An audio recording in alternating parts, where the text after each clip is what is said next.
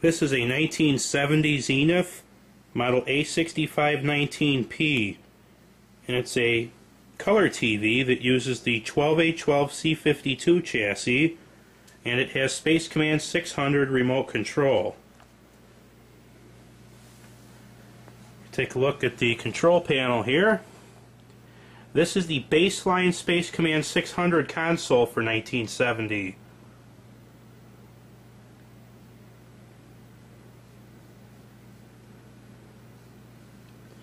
And that protruding knob there is the gyro drive UHF tuner. And if we open the door here, you can see the UHF indicator. This is just on a flywheel.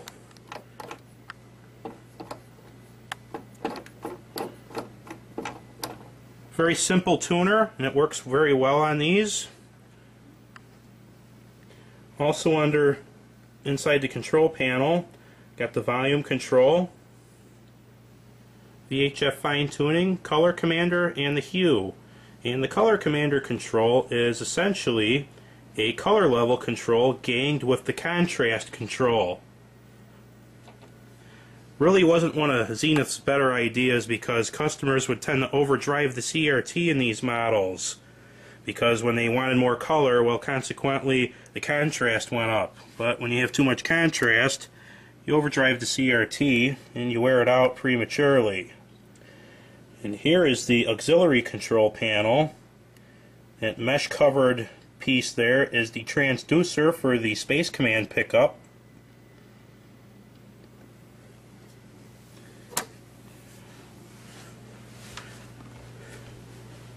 Take a look at the back.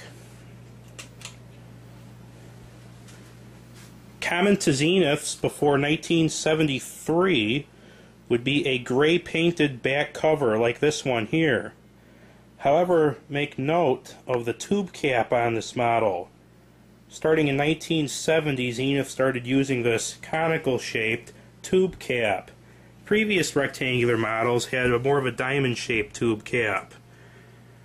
But you'll still see this wording on most all Zenith color TVs made before 1974.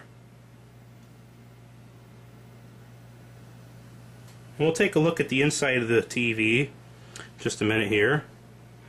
Here's a tag they used. This one's a little faded. It said the best TV deserves the best antenna.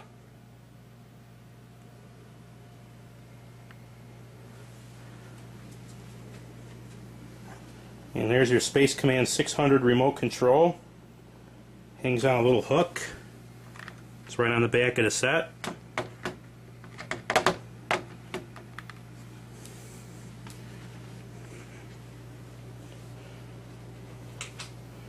We'll take the back off. We'll take a look at the inside.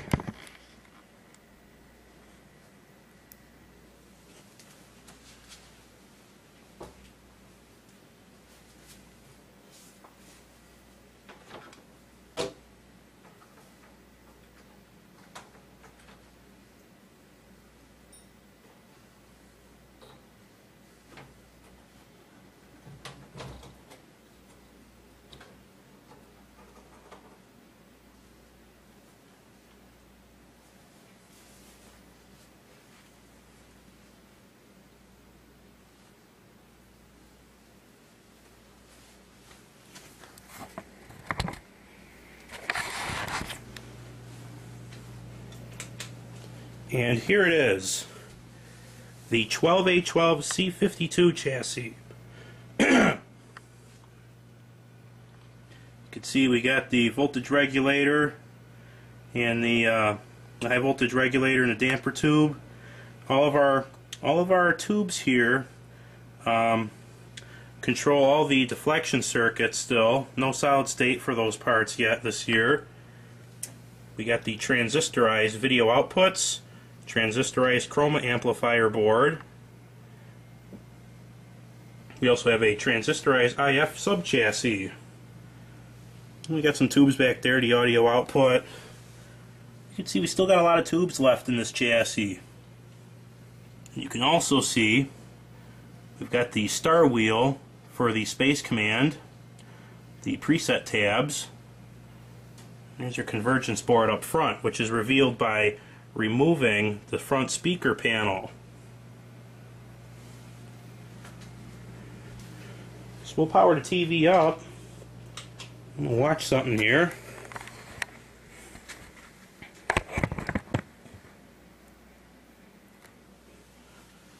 Attach the antenna.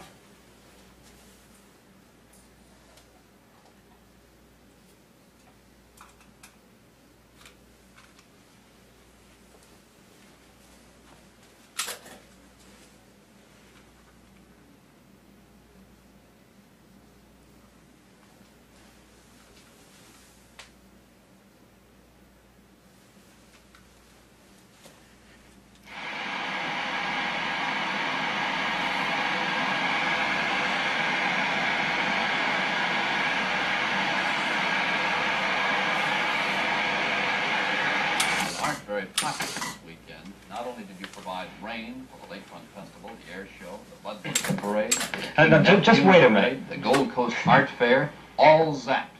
Just wait a minute. Not only did I foul up the forecast, the National Weather Service fouled up the forecast, and an awful lot of people fouled it up.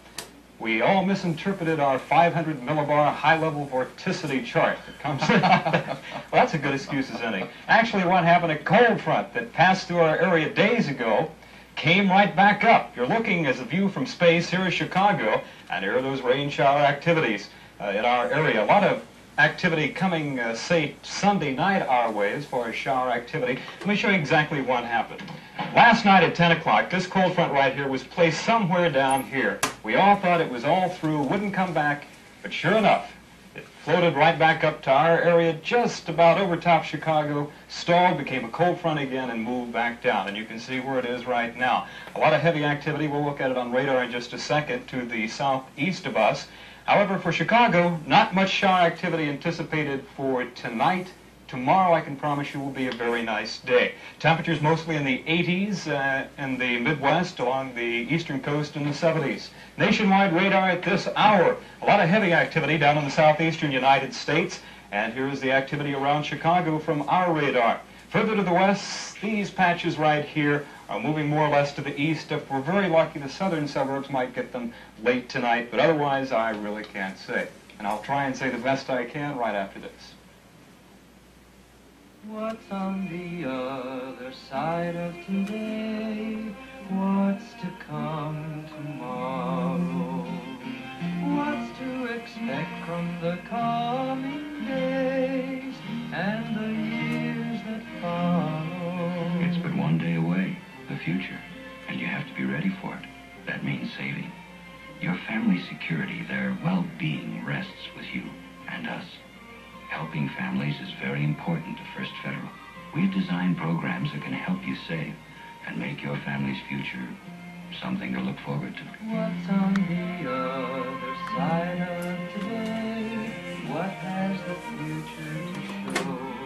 What's on the other side of today? And what will we do when we know? We'll help you save. First Federal Savings of Chicago. The saving place.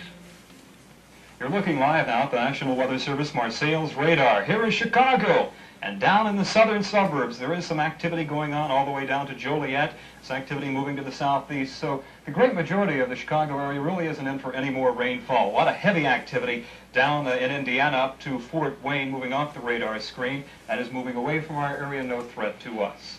For tonight, super in old Chi-Town. Now that's not the assumption that clear skies is nice weather. That is, it's a nice, pleasant change. Mild temperatures, a little bit of cloudiness, but by late tonight you can look at those meteor showers. I'll talk about them tonight at 10. Low 62 degrees, possibly a little warmer than that. Northwest winds 7 to 12. No Skylab passes for some time. For tomorrow, simply great. Do anything you want to do. I promise you, that's not a guarantee. I promise you that you can go out on your picnics and do anything you want to do without any rain falling on you, and a high of 97 degrees. And that is the best job I can do in forecasting. It may change by 10, but I doubt it. Well, let's hope your upper stratosphere gizmo doodly witch is working for tonight. I had to come up with some excuse. Tonight, Action 7's Frank Matthey revives some spirits dampened by Salt Creek, and he stops to look a gift horse in the mouth.